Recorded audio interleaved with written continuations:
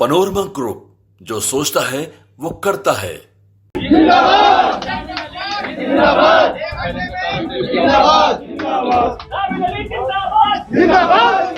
दो दगाबाज हसीनों के दरमियान में जो हाल होता किसी आशिक का, वही हाल हमारा है ना। एक तरफ है माह रोशन, एक तरफ है माह रू, दो तरफ की आग में कैसे बचाए आबरू। ये दोनों छल कपट करने वाले लोग हैं। ये किस पर क्या छल के साथ आवाज लगाएंगे, इनकी हम परवाह नहीं करते हैं।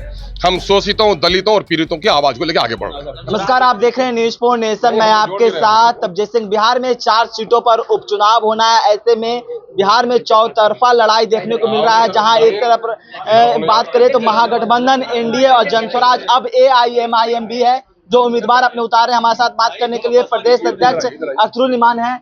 आज आपने अपना उम्मीदवार घोषणा किया है बेलागंज और इमामगंज में, क्या कहिएगा? मैं क्या कहूंगा, मैं वहां की बेलागंज की और इमामगंज की जनता से मैं गुजारिश करूंगा, निवेदन करूंगा, आग्रह करूंगा कि साहब, अब बरसों के बाद बिहार में दलितों की, पिछड़ों की, शोषितों की और माइनॉरिटी की एक ताकत एमआईएम के रूप में खड़ी हुई है। आप इसे मजबूत कीजिए। हम आपकी नस्लों को इंसाफ दिलाने का काम करेंगे।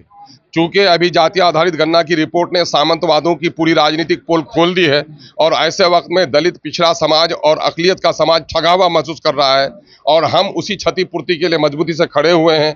आज बेलागंज से हमने जामिन अली को टिकट दिया है और वहीं पर इमामगंज से भाई जनाबे कंचन पासवान साहब को हमने दिया है। कोई माई का लाल है, बोल सकता है कि हम दलितों की अनदेखी करते हैं? तो हम लोग दलितों, शोषितों, पीड़ितों की आवाज है। इस आवाज को बड़े मजबूती के साथ आगे बढ़ाना चाहते हैं। चौतरफा लड़ाई अब देखने को मिल रहा है। तीन कोनिया लड़ाई तो देखा गया था, लेकिन अब मैं का चौतरफा हो या 5 तरफा हो, लोकतंत्र है, सबको लड़ने का हक है।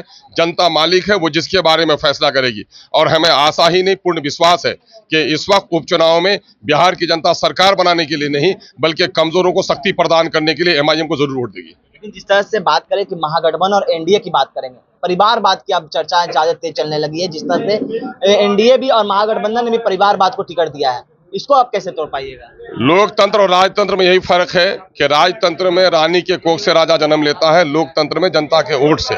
आज भी कुछ लोगों को राजा बनने का ख्वाब बिहार में है और राजतंत्र को फिर से स्थापित करना चाहते हैं। मुझे पूर्ण विश्वास है कि बिहार की जनता राजतंत्र को उखाड़ कर फेंकेगी और लोकतंत्र के लिए समाज के अच्छे लोगों को आगे बढ़ाएगी। क्या लगता है एआईएमआईएम कार्यकर्ताओं को ध्यान देते हैं, परिवारवाद पर नहीं? अब कार्यकर्ता को टिकट दिया जा रहा है, उसके बावजूद भी ये बात पूछने की है।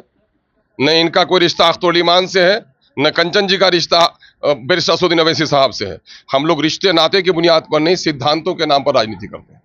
कैसे देखते हैं 4 सीटों पर उपचुनाव हो रहे हैं, तो लगता है सेमीफाइनल है? सेमीफाइनल हम 2 सीटों पर लड़ रहे हैं, मजबूती से लड़ रहे हैं। हम जीतने की पूरी उम्मीद करते हैं और धाराशाही हो जाएंगी ये ताकतें जिन लोगों ने बिहार की जनता का शोषण किया है। उसके लिए 2025 में यकीनन है कि उनको धूल चटाने का माहौल पैदा होगा। 2 सीट पर क्या है, रामगढ़ और बाकी 2 में मामला अंडर कंसिडरेशन है।